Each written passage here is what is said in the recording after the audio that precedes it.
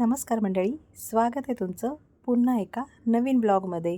तर आजचा आमच्या टूरचा तिसरा दिवस आहे. ब्रेकफास्ट केला, थोडेसे ॲप्रिकॉट काढले आणि ते घेऊन आम्ही निघालो आमच्या पुढच्या प्रवासाला. आत्ता आम्ही निघालो आहे हॉल ऑफ फेमला. हे भारतीय सैन्याने तयार केलेले एक युद्ध संग्रहालय आहे. इथे भारत पाकिस्तान युद्धातील शूर जवानांच्या आठवणी आणि लडाखचा इतिहास पाहायला मिळतो. शिवाय इथे ऑपरेशन विजय गॅलरीमध्ये कारगिल युद्धात वापरलेली शस्त्रे आणि शत्रू सैन्याकडून जप्त केलेले साहित्य पाहायला मिळते. त्याचबरोबर कमी तापमानात सियाचीन हिमनदीवर जवानांना लागणारे विशेष कपडे, बंकर्स आणि राहणीमानाची विशेष माहिती इथे आपल्याला मिळते. असे बरेच काही आपल्याला हॉल ऑफ फेमच्या आत गेल्यावर पाहायला मिळणार आहे. चला तर मग पाहूया.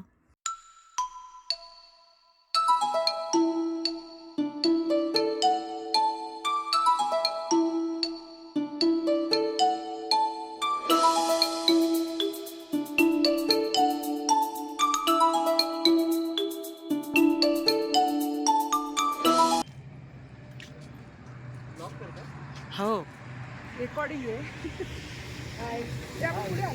हॉल ऑफ फेम लिहिलं असेल तिथे कुठेतरी. तिथून गेलं ना, इथून थोडासा असं एंट्री करतो. हो हो, आम्ही आलो आहोत हॉल ऑफ फेम. म्युझियम आहे.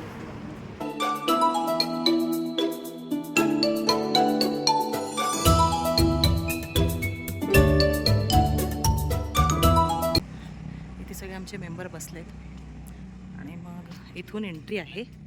इथून आहे एंट्री. हो,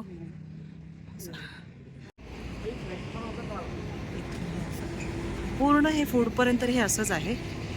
आपण आता जास्त जाऊया. चला तिथपर्यंत आहे, जाऊयाचं. अच्छा, हे आहेत सगळे.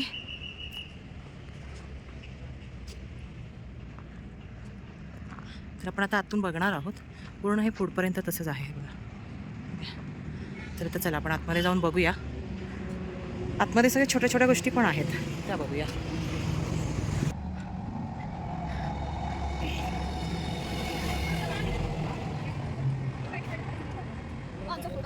हो, काढतो ना.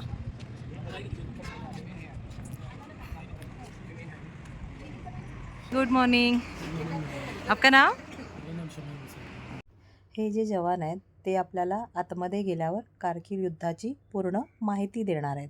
इथे एंट्री करण्यासाठी प्रति व्यक्ती 125 रुपये तिकीट आहे. ते तिकीट जेव्हा आपण घेतो तेव्हा प्रत्येकाला हे एक की चेन आणि हॉल ऑफ फेमचा लोगो दिला जातो. कारगिल वॉर कब हुआ था? 3 महीने के अंदर हमारे इंडियन आर्मी के 527 जवान इस देश के लिए शहीद हुए थे. यस, आज आप लोग उन शहीदों को यहाँ पे सलाम करने के लिए आया हुआ है. आज आप लोग उन शहीदों को सल्यूट करने के लिए आया हुआ है, जिन लोगों की वजह से आज हम लोग चैन की नींद सो पा रहे हैं. अंदर आप लोग को बहुत सारे वेपन्स देखने को मिलेगा. कम से कम 15-20 वेपन्स है. उस 15-20 में से एक भी वेपन्स हमारा नहीं है. पूरा वेपन जो है पाकिस्तान का है, चाइनीज का है. वॉर के दौरान कैप्चर हुआ वेपन से. लद्दाख को लद्दाख क्यों बोलते हैं? लद्दाख बोले तो सिर्फ ले अकेले को लद्दाख नहीं बोलते हैं. कारगिल भी लद्दाख है, नुब्रा भी लद्दाख है, पेंगोंग भी लद्दाख है, ले भी लद्दाख है. इसका मतलब पूरे रीजन को लद्दाख बोलते हैं. इस लद्दाख के अंदर 2 महीना पहले तक सिर्फ 2 डिस्ट्रिक्ट था, ले डिस्ट्रिक्ट एंड कारगिल डिस्ट्रिक्ट. ले डिस्ट्रिक्ट को ईस्टर्न लद्दाख बोलते हैं, कारगिल डिस्ट्रिक्ट को वेस्टर्न लद्दाख बोलते हैं. अभी इसी 2 महीने के अंदर लद्दाख के अंदर 5 डिस्ट्रिक्ट और बढ़ा दिया. अब कुल मिला के लद्दाख के अंदर 7 डिस्ट्रिक्ट हो गया. पॉपुलेशन इतना नहीं है जितना आप लोग के वहां पे है. इस लद्दाख में आने के लिए आप लोग को सिर्फ 2 रास्ता मिलेगा. यहाँ आप लोग आते हैं मनाली से, या आप लोग आते हैं कश्मीर से. मनाली से आते समय आप लोग को रोहतांग पास करना पड़ेगा. कश्मीर से आते समय आप लोग को जुजिला पास करना पड़ेगा. नुब्रा जाते समय आप लोग को खरदोंगला पास करना पड़ेगा. पेंगोंग जाते समय आप लोग को चंगला पास करना पड़ेगा. जहां भी जाएगा लद्दाख के अंदर ला नजर आएगा. क्या नजर आएगा? खरदोंगला, जंगला, जुजीला. लद्दाख का नाम ला से शुरू होता है. कहाँ से शुरू होता है? ला से. लद्दाख. ला मतलब हो गया पासिस. दाग मतलब हो गया रीजन। इस क्षेत्र के अंदर चारों तरफ से पासिस करना पड़ेगा। That means Ladakh the land of high passes के नाम से जाना जाता है। आप समझ में आया? यस। बोलना यही था, लैंड ऑफ हाई पासिस। आप लोग का बहुत टाइम वेस्ट किया, पूरा घुमा नहीं सर, आप लोग बोलते हैं सियाचिन, क्या बोलते हैं? सियाचिन। SIA सिया। Yes. सिया मतलब होता है रोज, हाँ, फूल। चेन मतलब होता है प्लेस। यस। उस जगह के अंदर सबसे पहले एक फूल ने जन्म लिया था, दोनों को मिला के सियाचिन के नाम से जाना जाता है। आप यहाँ से क्वेश्चन होगा, what is glaciers, where is glaciers, hall of fame कब बना हुआ है, हॉल ऑफ फेम क्यों बनाया, ले पैलेस किसने बनाया, ले पैलेस क्यों बनाया, नुब्रा में आप लोग क्यों जाता है, वो सारा चीज आप लोग को पता करना है, तभी आप लोग एक अच्छे से टूर कर सकते हैं। नहीं तो फोटो लेगा, कुछ भी पता सही नहीं बात चलेगा। है, एकदम हॉल सही। ऑफ फेम 1986 का बना हुआ हॉल ऑफ फेम। कब का? 2016 तक आर्मी ही यूज करते थे, सिविल को अलाउड नहीं था। 2016 में इस 14 कॉर्प्स के अंदर एक लेफ्टिनेंट जनरल कमांड करने के लिए आया था। उस लेफ्टिनेंट जनरल का नाम था लेफ्ट सेना मेडल। उनकी पर्सन में ये हॉल ऑफ फेम पूरा टूरिज्म के लिए अलाउड किया गया। ये हॉल ऑफ फेम बाहर एक मार्केट की तरह म्यूजियम नहीं होगा।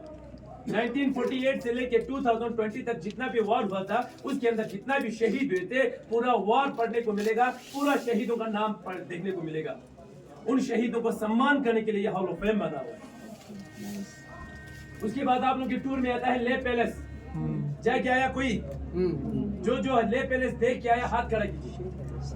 अभी हम जाएंगे, ले पैलेस जाने वाला है। आज हम ही जाएंगे, अभी जाएंगे। हाँ जो जाके आया हाथ खड़ा कीजिए बस। ले पैलेस हाँ 17th सेंचुरी का बना वाला पैलेस। 17th century. इस लद्दाख को फेमस करने के लिए ले पैलेस बनाया था। बिल्ड बाय किंग सिंगे नमग्याल का बना हुआ पैलेस। कल आप लोग सभी नुब्रा जा रहे हैं, जा रहे हैं, अपना ख्याल रखिए, यस।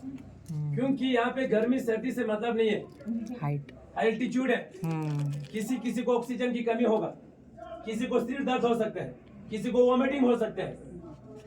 जिस जगह में हो, जिस गाड़ी में हो, जिस रास्ते में हो, उस वक्त सबसे पहले डीप ब्रीदिंग करना है, लंबे लंबे सांस लेना है। अपने लिए बहुत अच्छा फील होगा। पानी बिल्कुल नहीं पीना, पानी पीना है। अगर पानी नहीं पिएगा हाँ पक्का सिर दर्द होगा, सिर दर्द। क्योंकि यहाँ पे पानी पिया नहीं जाएगा, ठंड इलाका है, इसीलिए पानी पीना, ठंडा पानी नहीं पीना, गर्म पानी भी नहीं पीना, नॉर्मल पानी पीना।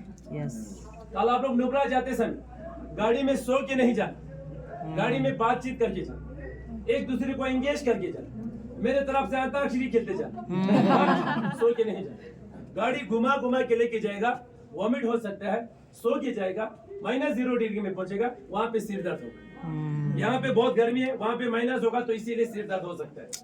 इसीलिए गाड़ी में आप लोग कल जा रहा है 18,379 की हाइट पार कर रहा है, जो फर्स्ट टाइम कर रहा है 18,000, जिसका नाम है खारदोंगला। क्या है? आज तक वर्ल्ड हाईएस्ट मोटरेबल रोड जो था खारदोंगला था। अब खारदोंगला जो है 3rd प्लेस पे, क्योंकि 4 साल पहले लद्दाख के अंदर और एक टॉप आया जिसका नाम है उमलिंगला। क्या है? उमलिंगला का हाइट 19,024 फीट। बट इस साल और एक टॉप जिसका नाम है मिकला। क्या है? मिकला का हाइट 19,400 फीट बनाया। अभी वर्ल्ड हाईएस्ट मोटरेबल रोड जो है मिकला है। समझ में आया? कल आप लोग नुब्रा में पहुंचेगा एक विलेज के अंदर जिसका नाम है हुंदर। क्या है? हुंदर के अंदर एक जगह है जिस जगह का नाम है सैंड ड्यून्स। क्या है? वहां पे आप लोगों को देखने के लिए कुछ भी नहीं मिलेगा।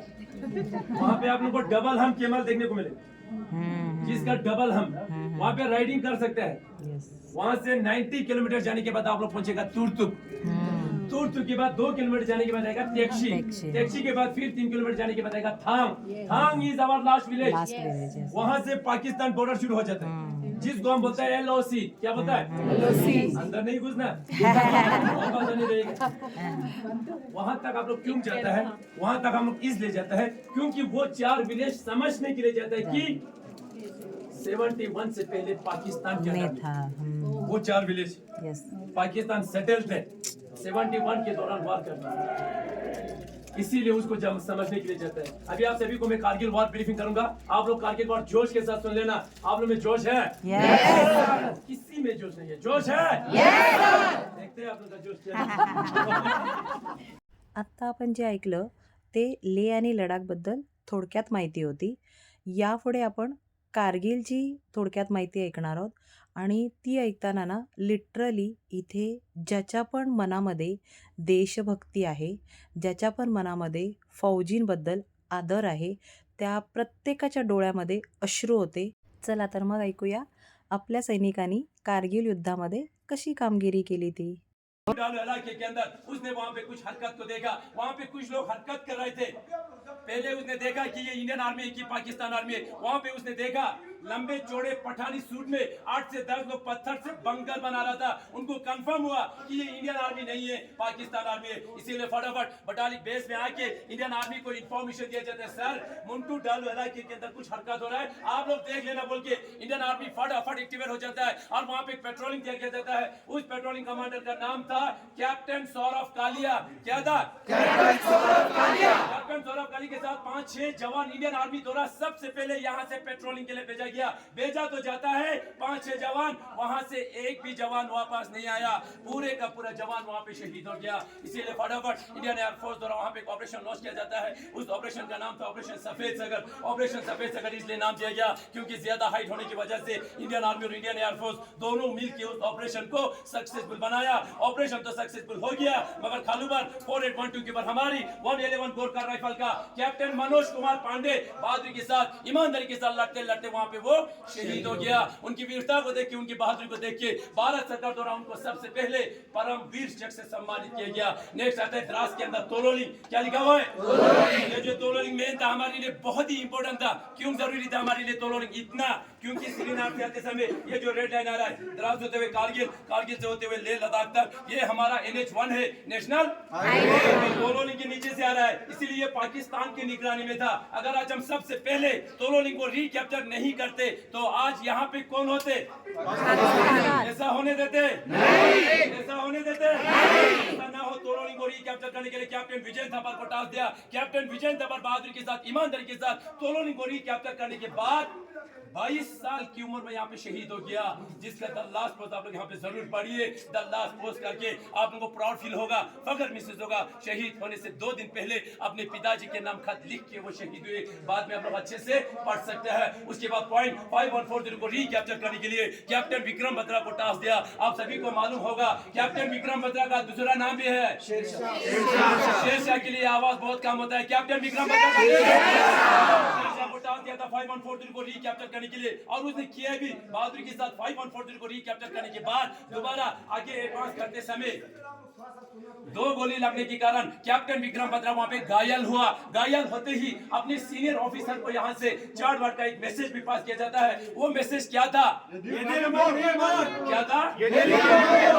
फिल्म देखते समय इतना चिल्लाया होगा शेरशाह बोल के, ये दिल मांगे मोर बोल के दोबारा 4875 के बढ़ने लगा। 4875 में पहुंचने से पहले कैप्टन विक्रम बत्रा 2 गोली लगने के बावजूद भी पाकिस्तान की 3 बंकर को ब्लास्ट करके जैसे कैप्टन विक्रम बत्रा 4875 टॉप में पहुंचने वाला था, अचानक बैक साइड में 5 गोली लगने के कारण कैप्टन विक्रम बत्रा भी वहां पे शहीद हो गया। उनकी वीरता को देख के उनको भी परम वीर चक्र से सम्मानित किया गया। बाकी उसके साथ जितना भी सेना थे, राइफलमैन संजय कुमार के साथ पूरा सेना मिलके 4875 को बहादुरी के साथ कैप्चर किया और वहां पे अपना तिरंगा लहराया। भारत माता की जय पुकार के संजय कुमार यहां से जीवित वापस आए थे। अभी भी संजय कुमार जीवित है।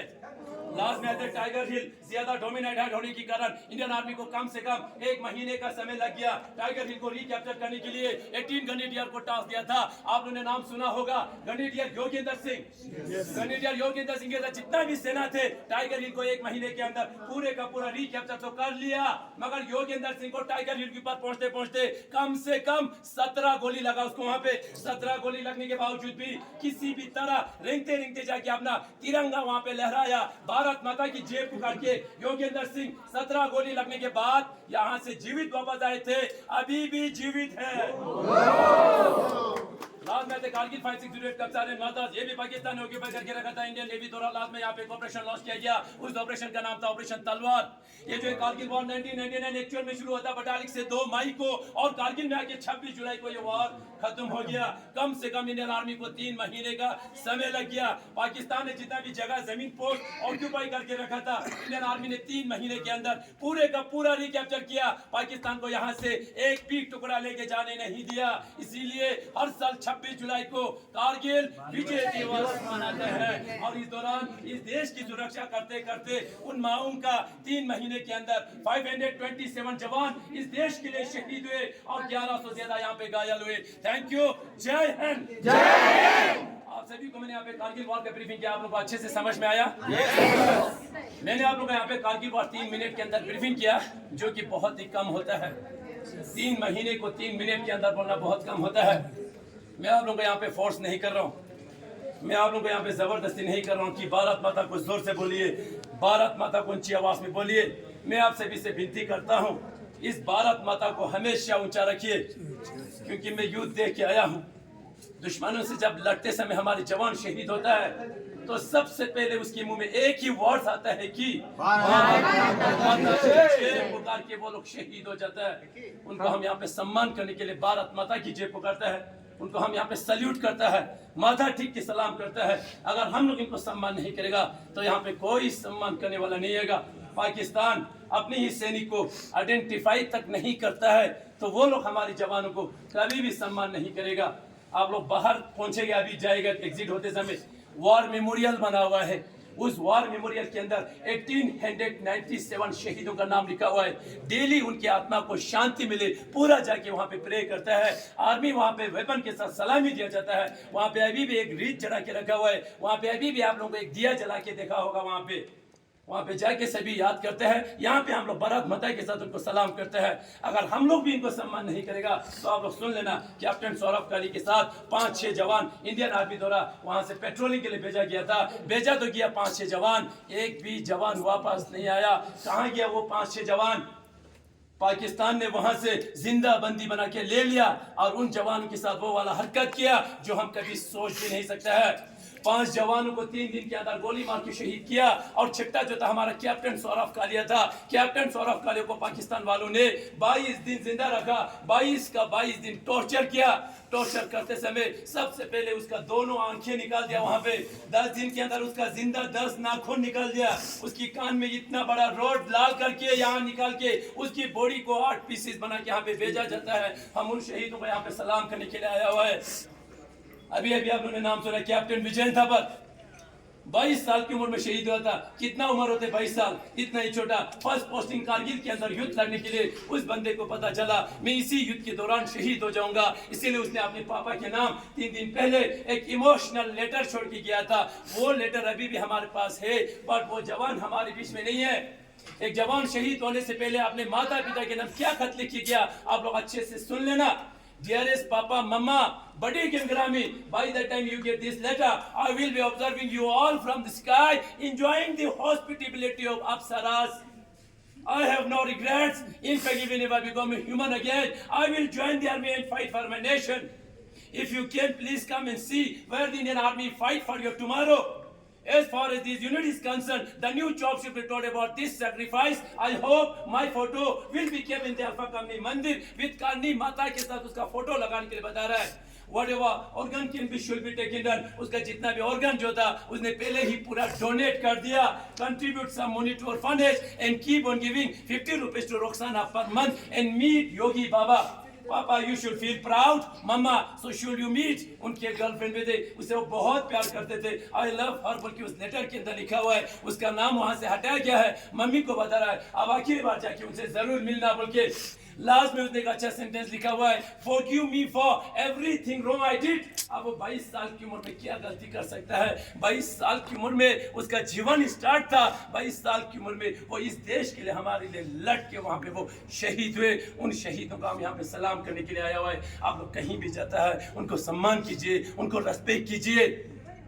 कभी भी किसी भी आर्मी को उसकी पैसों से जजेस मत करना। सही बहुत बात, अफसोस सही होता है, बहुत दुख होता है। Correct. बोलते हैं कि सर आप तो रिटायर्ड वाला है, आप लोगों के पास पैसा बहुत होंगे, सही। उस पैसों से तोलता है। पैसा कल आएगा, आज Correct. चला जाएगा। अगर मेरा जवान चला गया, वो जिंदगी भर के लिए वापस नहीं आ सकता है। उस चीज को समझिए, उस चीज को जानिए। हम कतई ये नहीं बोलते कि वो मुंबई से शहीद हुआ, दिल्ली से शहीद हुआ, लेह से शहीद हुआ। हमेशा एक ही वर्ड यूज करता है कि मेरा अपना भाई इस शहीद युद्ध के हुआ। दौरान शहीद हुआ। क्यों बोलते हैं मेरा अपना भाई? क्योंकि युद्ध के दौरान मेरा अपना पापा मेरे साथ में नहीं होगा, मेरा अपना सगा भाई भी मेरे साथ नहीं होगा। अगर मेरे साथ कोई होता है तो यही लोग होते हैं मुझे कांधा देने के लिए। इस चीज को कभी भी इग्नोर नहीं करना। फकर के साथ बोलिए, सीना तान के बोलिए। जब वो लोग शहीद होने से पहले भारत माता की जय पुकार सकता है, तो हम लोग उनको सम्मान करने के लिए हमेशा भारत माता की जय पुकारता है। तो आप लोग सभी मेरे साथ बोलिए, भारत माता की जय, भारत माता की जय, भारत माता की जय। Thank you sir. आज के दिन आप सभी लोग हमारे इस हॉल ऑफ फेम आने के बाद हमारे इन वीर शहीदों को याद किया, इनको सम्मान दिया, इनको रेस्पेक्ट किया। उसके लिए मैं आप सभी को दिल से मैं धन्यवाद बोलता हूं। यहां तक मेरा कारगिल का वार ब्रीफिंग समाप्त हो जाता है। Thank you. जय हिंद। बाकी थोड़ा सा आगे चलिए, एक 5 मिनट का एक ब्रीफिंग है बस। शेयर करता हूं अपना एक्सपीरियंस। उसमें से आप लोग 5 बातें जो है दूसरे को बता सकते हैं, वो मेरे लिए बहुत बड़ी बात है। आते हैं आप लोग, कोई नहीं आ सकता है तो उनको बताइए। एक एक आर्मी के बारे में उसकी काम को देख के जजेस करके बताइए कि वो काम क्या करता है। सुबह 10 जवान एक साथ ब्रेकफास्ट करते हैं, दोपहर को खबर मिलता है कि कुछ भी नहीं रहा, सब शहीद हो गए। ग्लेशियर जाने के बाद 10 महीना घर में छुट्टी नहीं पहुंचता है। जब 10 महीने के बाद नीचे उतर जाता है, घर में फोन करता है कि मामा मैं छुट्टी आ रहा हूं बोल। घर में सारा खुश हो जाता है कि मेरा बेटा छुट्टी आ रहा है बोल। उस घर के अंदर उसका बेटा नहीं जा रहा है, उसका डेड बॉडी जा रहा है। उस चीज को समझिए, उस चीज को रेस्पेक्ट कीजिए। जान हथेली के ऊपर उठा के चलता है। 10 बजे डिनर करने के बाद 1 बजे खबर मिलता है कि चलो भाई गलवान के अंदर चाइनीज के साथ लड़ने के लिए। इस हालात में लेके जाता है आर्मी को। हम ऊपर से उसकी बंदूक को देखे, उसकी वर्दी को देखे जजिस करता है, उससे कुछ नहीं होगा। यहाँ पे भी जो लोग अभी यहाँ पे ड्यूटी कर रहे हैं, मुश्किल नहीं है, बट ये सुबह 5 बजे से लेके शाम को 10 बजे तक जूता नहीं खोलता है। पूरा ऊपर इतना ड्यूटी करता है अपने हिसाब से, तो उनको सम्मान करना हमारा फर्ज है। अगर हम लोग सम्मान नहीं करेंगे तो कल हमारे घरों से एक आर्मी होगा। हमारा भाई हो सकता है, हमारा बेटा हो सकता है, हमारा रिश्तेदार हो सकता है। अगर हम उनको सम्मान नहीं करेंगे तो कोई मतलब नहीं होगा। तो अभी आप सभी को मैंने कारगिल वार ब्रीफिंग किया, अब आप लोग सुन लेना। गलवान वार जो अभी हुआ था 2020 में, मैं इसी वार के बाद आप लोग को खत्म करूंगा। बाकी आप लोग को देखना भी है, जाना भी है। 1962 में वार हुआ था चाइनीज के साथ, जिस दौरान उस वार को लीड कर रहा था मेजर शैतान सिंह, फर्स्ट परमवीर। 120 जवान उसके साथ थे। रिजांगला को कैप्चर करने के लिए टास्क दिया था। हमारे 120 जवान और चाइनीज के 3000 से पहले जवान थे वहां। किसी भी तरह रिजांगला को कैप्चर करना था। धीरे धीरे करके हमारे जवान पोस्टों को कैप्चर करते करते हमारे जवान शहीद हो रहा था। जब आखिरी लास्ट पोस्ट हमारा रिजांगला था, रिजांगला को कैप्चर बहादुरी के साथ किया। बदकिस्मती से 120 जवान वहां पे शहीद हुए। उन शहीदों को सम्मान करने के लिए वहां पे अभी रिजांगला वार मेमोरियल बना हुआ है, आप लोग वहां पे भी जा सकते हैं। तब से लेके अभी तक वहां पे सीज फेयर है, दोनों मुल्क वेपन का इस्तेमाल नहीं करेंगे बोल के। किस्मत से वार रुक गया 62 का। बदकिस्मती से हमारे पास 30% का जमीन और चाइनीज के पास 70% का जमीन। आप लोगों ने हमेशा न्यूज में सुना होगा लद्दाख के अंदर चाइनीज के साथ हाथापाई होता है, अभी भी होता है। ऐसा नहीं कि पहले होता था, नहीं, अभी भी होता है। क्यों होता है? वो लोग हमारे 30% में से भी लेके जाते हैं। LAC बॉर्डर लगता है वहां पे, LAC जिसको हम बोलते हैं लाइन ऑफ। कल आप लोग नुब्रा जाते समय होगा LOC जिसको हम लाइन ऑफ कंट्रोल जो है पहाड़ी में सीमा है। लाइन ऑफ एक्चुअल कंट्रोल जो है आमने सामने है, नो मैंस लैंड के ऊपर। आप लोग चाइनीज आर्मी, आप लोग इंडियन आर्मी, मैं बीच में देवर के ऊपर इस तरह फेंसिंग लगा हुआ। डेली दोनों साइड से पेट्रोलिंग होता है। चाइनीज भी आता है पेट्रोलिंग के लिए, देख के चले जाता है। इंडियन आर्मी आता है अपना पेट्रोलिंग करके, अक्षय चिन्ह जो बोलता है वहां से पूरा चारों तरफ वो देख के हमारा फेंसिंग ठीक नहीं होता है। जो चाइनीज लोग आता है लात मार के सारा कुछ बिगाड़ के जाता है। हम लोग आके सीधा करता है, टाइट करता है, लास्ट में एक रिपोर्ट होता है, everything should be all okay, we are coming back बोल के रिपोर्ट देना पड़ता है। तो वहां से आने के लिए बताएगा तो हम लोग वापस चले जाते हैं। उसके बाद तुरंत फिर 10-15 मिनट के बाद चाइनीज लोग आते हैं। वो लोग आके उनका सारा कुछ ठीक होता है, उनका अपना गेट जो है थोड़ा बहुत खोल के हमारे अंदर घुस के हमारी दीवार को लात मारता है, हमारे फेंसिंग को पूरा गिरा देता है और उस फेंसिंग को यहाँ से थोड़ा और यहाँ पे डाल देता है। इसके बीच में 4-5 फुट चले जाता है। हमारी जवान वहां से दौड़ के आता है, फिर वहां पे वेपन का इस्तेमाल नहीं होता है, इसीलिए मारता है, वहां पे हाथापाई करता है, लात मारता है, पुश करता है और उस फेंसिंग को जहां पे था उसी जगह में डाल के वापस जाता है। बट इस बार ऐसा नहीं हुआ। 2020 में एक दुखद वाली कहानी है जो मैं उस मंजर को देख के आया हूँ। मेरे जवान को शहीद होकर देख के आया हूँ। शहीद भी गोली मार के शहीद नहीं किया गया, सभी जवानों को चाकू से काट काट के शहीद किया था। 1962 में उस वार को लीड कर रहा था मेजर शैतान सिंह, 2020 की वार को लीड कर रहा था कर्नल भिकुमुला संतोष बाबू का नाम सुना होगा आप लोगों ने।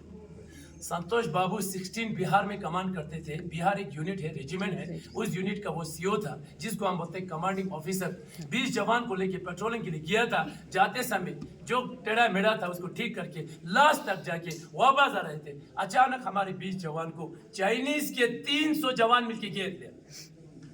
हमें इतना डर नहीं लगा क्योंकि वहां पे वेपन का इस्तेमाल नहीं होता था, इसीलिए हम लोग बातचीत करके आ रहे थे। उनका संख्या बढ़ रहा था, चारों तरफ से घेर लिया, हमें पीठ पीछे धोखा देके उन्होंने वहां पे शार्प वेपन का इस्तेमाल किया। शार्प का मतलब इतना बड़ा लकड़ी के ऊपर फेंसिंग वायर रोल किया था। एक फेंसिंग वायर यहाँ पे लगेगा, उसका अगला हिस्सा यहाँ से निकल जाता है, इतना तेज होता है। लकड़ी के ऊपर कीले फंसा हुए थे उन्होंने, कीले, और बड़े बड़े रोड लेके हमारे 20 जवान को आधा घंटे के अंदर वहां पे शहीद किया गया। हमारे जवान ऊपर जितना भी पोस्टों में था पूरा दौड़ के नीचे आया, बट तब तक लेट हो चुका था। 3-4 जवानों को चाइनीज वालों ने पानी वहां पे थोड़ा बहुत चलते हैं उस पानी के अंदर दबा के रखा था उल्टा। हम लोग आके सबसे पहले चाइनीज को नहीं पकड़ा, सबसे पहले उस जवान को पानी से निकाल के सीधा जमीन के ऊपर लेटा दिया। किसी का भी चेहरा देखने को उसमें नहीं था, उन्होंने पूरा चाकू से काटा हुआ था। ऐसा नहीं कि हम लोगों ने वहां पे बदला नहीं लिया, 100% बदला ले लिया। 20 की जगह 43 को मार गिराया, उसी की वेपन का इस्तेमाल करके बदला ले लिया। बट हम उसको बदला नहीं बोलते हैं। उस बदले से मेरे जवान वापस तो नहीं आ सकते हैं। एक जवान उस माँ के लिए कितना अहमियत रखता है, उस माँ को पता होता है। 20 जवान इस देश के लिए कितना अहमियत रखते हैं वो हमें पता है। आखिरी समय तक लड़ा, आखिरी सांसें तक लड़ा, कभी पीछे मुड़ के नहीं देखा। किस लिए? हमारे लिए, इस देश के लिए वो लड़ते रहे। वहां पे वो लोग शहीद हुए। उन शहीदों को फौज का 2nd highest gallantry award Mahavir चक्र से सम्मानित किया गया। उन जवानों को आप लोग यहाँ पे सम्मान करने के लिए आया हुआ है, उनकी आत्मा को शांति मिले प्रे करने के लिए आया हुआ है। इसीलिए उस बोर्ड के ऊपर भी लिखा हुआ है celebration 20 year of Kargil war 2019। Celebration का मतलब नाच गाना पार्टी का सेलिब्रेशन नहीं हुआ था। हम लोगों ने कारगिल वॉर जीत लिया बोल के जश्न नहीं मनाया। कारगिल के अंदर 3 ऑपरेशन हुआ था, ऑपरेशन सफेद सगल, ऑपरेशन तलवार, ऑपरेशन विजय। तीनों सेना मिलके एक साथ वॉर किया, तभी हमारे 134 किलोमीटर जमीन वापस आया। बदकिस्मती से हम लोग नीचे से पहाड़ी के ऊपर की ओर वार कर रहा था, इसीलिए हमारे 527 जवान इस देश के लिए अपना सारा कुछ छोड़ के कुर्बान हो गया। उन शहीदों को याद किया था उस वक्त, उन शहीदों को सम्मान किया था उस वक्त, उनकी आत्मा को शांति मिले प्रे किया। लास्ट में पूरा हिंदुस्तान के अंदर जितना भी आर्मी है, तीनों सेना मिलके एक विक्ट्री फिल्म जलाया जिसको हम बोलते हैं मशाल। क्या बोलता है? मशाल। वो मशाल आप लोगों को शोकेस के अंदर देखने को मिलेगा। जब इतना बड़ा सम्मान हुआ था उसी वक्त तीनों सेना का एक अध्यक्ष बना था जिसको हम बोलते हैं CDS। क्या बोलता है? CDS, chief of defence staff, general Vipin Rawat साहब फर्स्ट CDS बना था। बदकिस्मती से जनरल साहब भी हमारे बीच में नहीं है। एक हेलीकॉप्टर के उसमें वाइफ के साथ शहीद हुए। आप लोगों को सम्मान करते वहां पे नजर आएगा। अभी आप लोगों ने नाम सुना कैप्टन विक्रम बत्रा, उसका एक जुड़वा भाई है जिसका नाम है विशाल बत्रा। हर साल यहाँ पे आता है, खासकर इसी टाइम आता है क्योंकि कारगिल विजय दिवस आने वाला है। तो वो यहाँ पे आते हैं 2 दिन पहले, फिर मैं यहाँ पे ब्रीफ करता हूँ जैसे अभी किया। वहाँ पे वो बहुत इमोशनल हो जाता है अपने भाई के बारे में सुन के, बाकी जवानों के बारे में सुन के। लास्ट में आके गले मिलता है टाइट करके, उसके बाद सभी जवानों को सैल्यूट करता है और यहाँ से निकल जाता है। सेम आज आप लोग आए, आप लोगों ने सम्मान किया, आप लोगों ने रेस्पेक्ट किया, उनकी आत्मा को शांति मिले, प्रे किया, उसके लिए मैं आप सभी को दिल से मैं धन्यवाद बोलता हूँ। कैप्टन विक्रम बत्रा एक पोस्ट को रिकैप्चर करते समय उसकी पैर में 2 गोली लगा था, बखूबी उसने उस पोस्ट को रिकैप्चर किया। किस पोस्ट को? 5140 को। उसके बाद उसका सीनियर ऑफिसर आता है उससे मिलने के लिए। उस बंदे को जब गोली लगा था, उसका बड़ा अधिकारी आता है उस पोस्ट के अंदर, उसकी इस बहादुरी को देख के उसको लेफ्टिनेंट से उसको कैप्टन बनाता है। उसको 2 स्टार था, उसको 3 स्टार लगा दिया। उसके बाद वो अफसर बोलता है, बेटा मैं आपको आगे युद्ध करने के अलावा नहीं करूंगा, आप नीचे जाके अपना पैर का इलाज कीजिए। थोड़ा बहुत सोच के उस अफसर को रिप्लाई करता है, सर इस 2 गोली से मेरा कुछ होने वाला नहीं है, अगर मेरी बॉडी में 100 गोली भी लगे तब भी मैं इस देश के लिए लड़ूंगा और इस देश के लिए शहीद हो जाऊंगा। इतना जज्बा रखता है इस देश के लिए। हमारा खुद का एग्जाम्पल लीजिए, छोटा सा अगर कांटा लगता है तो हम लोग कितना बवाल मचाते हैं। 2 गोली लगने के बावजूद उसको परमिशन मिला, इसीलिए उस फिल्म के अंदर बोलता है ये दिल मांगे मोर, इसलिए बोलता है ये दिल मांगे मोर। वो डरा हुआ नहीं था, वो थका हुआ नहीं था, सिर्फ 2 गोली लगा हुआ था। रातों रात बढ़ने लगा। सुबह 4:30 बजे 6 जवान को किसी पत्थर के नीचे छुपा के वो खुद चला गया पाकिस्तान के सामने। 3 बंकर को ब्लास्ट कर दिया। 3 बंकर अकेला नहीं था, उस बंकर के अंदर 6 जवान थे पाकिस्तान के। 18-20 जवान को मार गिरा के सुबह 5 बजे वो 4875 आखिरी पोस्ट था जो उसका सपना था, इसीलिए वो दिल मांगे मोर बोल रहा था। उस 4875 को पूरा करने के लिए सुबह 5 बजे पहले कदम उसने वहां पे रखा। दुश्मनों ने उसको सामने से वार नहीं किया, बैक साइड में 5 गोली लगाकर कैप्टन विक्रम बत्रा को भी वहां शहीद कर दिया। उस शहीद को फौज का हाईएस्ट गैलेंट्री अवार्ड परमवीर चक्र से सम्मानित किया गया। उस पोस्ट का नाम बदल के अभी बत्रा टॉप के नाम से जाना जाता है। इसीलिए उन शहीदों को याद करने के लिए शाम को आप सभी को यहाँ पे लाइट एंड साउंड शो दिखाता है। लाइट एंड साउंड शो का मतलब एक हिंदी फिल्म नहीं है, लाइट पूरा ग्राउंड लाइटिंग में होगा। शो आप लोगों को 1948 से लेके 2020 तक जितना भी वॉर हुआ था वो पूरा वॉर आप लोगों को बड़े स्क्रीन के ऊपर दिखाया जाता है। 8 बजे शुरू हो जाता है, 8:40 तक खत्म हो जाता है। जिस किसी को भी आना है आप लोग 15-20 मिनट पहले आ जाना, क्योंकि जितने लोग यहाँ पे सुबह आता है वो पूरा शाम को वापस आ जाता है, तो बहुत भीड़ हो जाता है। शायद आप लोगों को अच्छे से समझ में आया होगा, शायद आप लोगों को बहुत अच्छा लगा होगा। ये आधा घंटा आप लोगों के लिए बहुत ही महत्वपूर्ण था, वो मैंने आप लोगों को पूरा हॉल ऑफ फेम के बारे में बताया। यहाँ तक मेरा कंप्लीट ब्रीफिंग समाप्त हो जाता है। थैंक यू, जय Hind, thank you so much. बाकी आप सभी से मैं थोड़ा बहुत रिक्वेस्ट करता हूँ, इस छोटे से ब्रीफिंग के लिए आप लोग अपने मर्जी से मुझे थोड़ा बहुत यहाँ पे पेमेंट करना पड़ता है, जो अपने हिसाब से करते हैं। मैं आर्मी के हिसाब से नहीं बोलूँगा, ज़्यादा हो जाएगा, इसीलिए आप लोग अपने मर्जी से कर दीजिए। आत्ता जे आपण कारगिल युद्धाबद्दल ऐकलं ते अक्षरशः अंगावरनं शहारे आणणारं होतं. तुम्हाला कसं वाटलं एक शब्द ऐकून कमेंट्स करून सांगा. आपल्या फौजींसाठी एक जय हिंद नक्की लिहा. चला तर मग आता आपण इथे ठेवलेली प्रत्येक वस्तू पाहूया.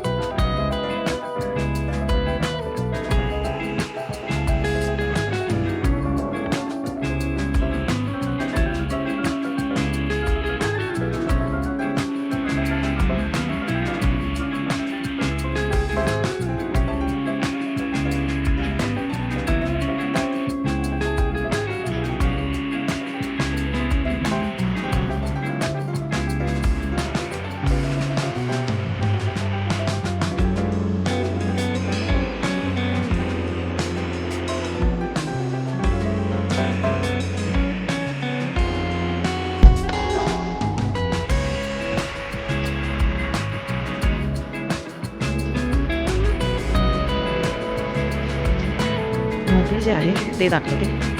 हे हे जातं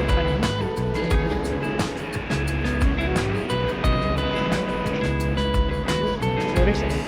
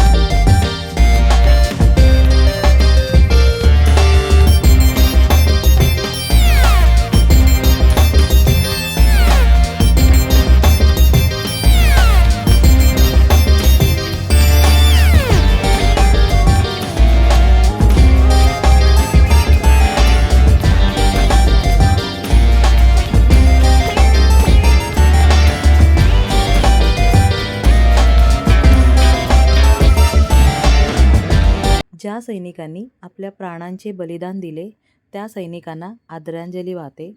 ही जी दगडी वास्तू दिसते त्याच्यावर 1947पासून लडाखमध्ये जे पण सैनिक सेवा बजावून परत येत नाहीत अशा सैनिकांना समर्पित एक हृदयस्पर्शी शिलालेख आहे.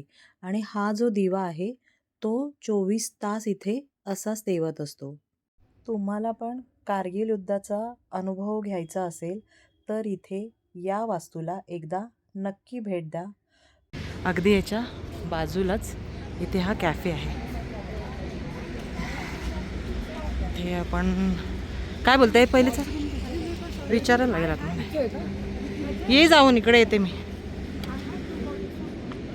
चला तर मग आज आपण आपल्या फौजींचा कॅफे पाहूया. आणि तुम्ही पाहू शकता या कॅफेमध्ये एकदम शांतता आणि खूप अशी स्वच्छता दिसून येते.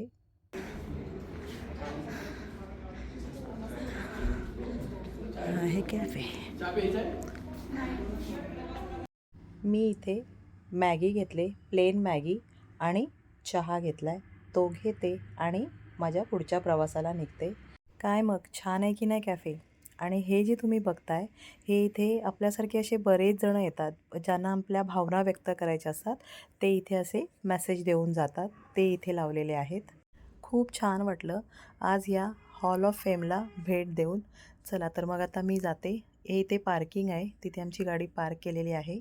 आत्ता आम्ही निघालो आहे आमच्या पुढच्या प्रवासाला. पण या व्हिडिओमध्ये आता इथेच थांबते कारण खूप जास्त मोठा ब्लॉग होईल. त्यामुळे यापुढचा प्रवास आमचा तुम्हाला नेक्स्ट ब्लॉगमध्ये बघायला मिळेल. तो पाहण्यासाठी चॅनलला सबस्क्राईब करून ठेवा. आणि हा व्हिडिओ आवडला असल्यास चॅनलला लाईक, शेअर आणि कमेंट्स करायला विसरू नका. धन्यवाद. जय हिंद.